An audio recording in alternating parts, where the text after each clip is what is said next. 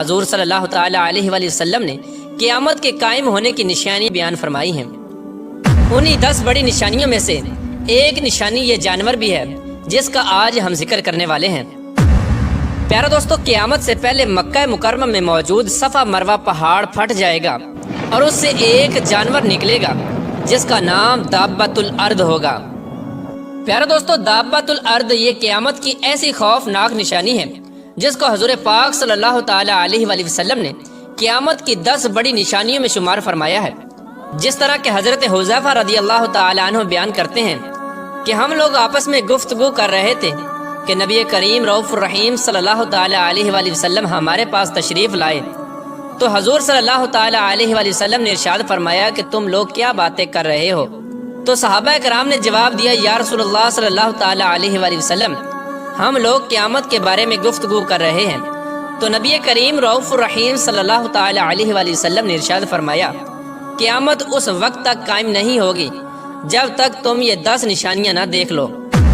پھر اس کے بعد حضور پاک صلی اللہ تعالیٰ علیہ وآلہ وسلم نے ان نشانیوں کا ذکر فرمایا۔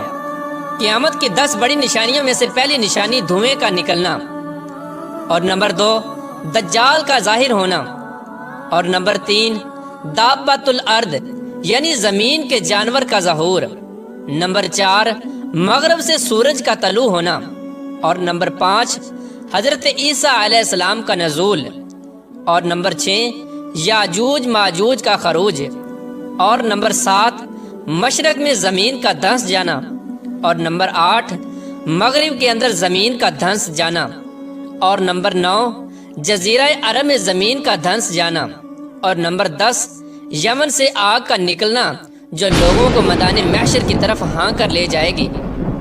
پیارے دوستو، قیامت کی ان 10 بڑی نشانیوں میں سے حضور پاک صلی اللہ تعالیٰ علیہ وآلہ وسلم نے دابۃ الارض کا بھی ذکر کیا ہے۔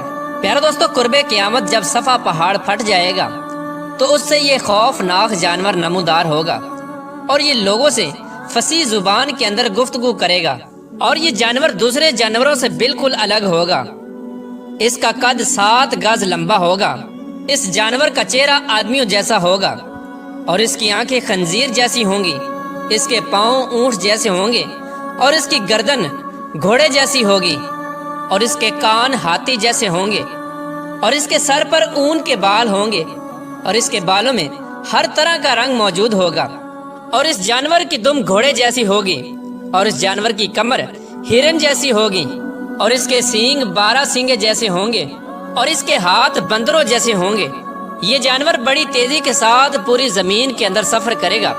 اس کی رفتار اتنی تیز ہوگی کہ اس کو کوئی بھی پکڑ نہ سکے گا۔ اس جانور کے ایک ہاتھ میں حضرت موسیٰ علیہ السلام کا عصا مبارک ہوگا اور دوسرے ہاتھ میں حضرت سلیمان علیہ السلام کی انگوٹھی ہوگی۔ جو شخص کامل ایمان والا ہوگا تو یہ جانور حضرت موسیٰ علیہ السلام کے عصا مبارک سے اس کے ماتھے پر ایک لکیر کھینچے گا، جس لکیر کی وجہ سے اس مومن کا چہرہ مزید روشن اور تر و تازہ ہو جائے گا اور اس کا چہرہ چمکنے لگے گا۔ اور جو شخص منافق اور کافر ہوگا تو یہ جانور حضرت سلیمان علیہ السلام کی انگوٹھی کے ذریعے اس کے ماتھے پر مہر لگا دے گا، جس کی وجہ سے اس منافق اور کافر کا چہرہ بالکل سیاہ اور بے رنگ ہو جائے گا۔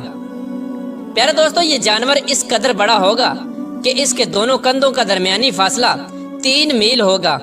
اس طرح یہ جانور پوری روئے زمین کا سفر کرے گا اور مومنوں پر مومنوں کی نشانی اور کافروں پر کافروں کی نشانی لگا دے گا۔ اس نشانی کے بعد کوئی مومن کافر نہ ہو سکے گا اور نہ ہی کوئی کافر ایمان لا سکے گا۔ جو مومن ہوگا وہ ہمیشہ ہمیشہ کے لیے مومن ہی رہے گا، اور جو کافر ہوگا وہ ہمیشہ ہمیشہ کے لیے کافر ہی رہے گا۔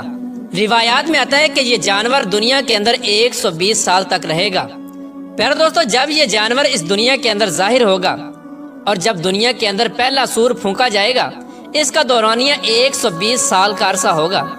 پیارے دوستو، اس طرح یہ جانور تمام روئے زمین کے انسانوں پر اپنی مہریں لگا دے گا، اور یہ وہ وقت ہوگا جب مومن بالکل واضح طور پر ظاہر ہو جائیں گے اور کافر بھی بالکل واضح طور پر ظاہر ہو جائیں گے۔ کوئی بھی شخص اپنا کفر چھپا نہ سکے گا۔ اس کے بعد یہ جانور غائب ہو جائے گا۔ اس کے بعد اللہ تبارک و تعالیٰ ایک خوبصورت اور میٹھی ہوا چلائے گا، جس سے تمام ایمان والے مرنا شروع ہو جائیں گے اور روئے زمین پر کوئی بھی مومن باقی نہ رہے گا۔ اس وقت روئے زمین پر صرف کافر ہی باقی رہیں گے اور دنیا میں کوئی بھی اللہ تبارک و تعالیٰ کا نام لینے والا باقی نہ رہے گا۔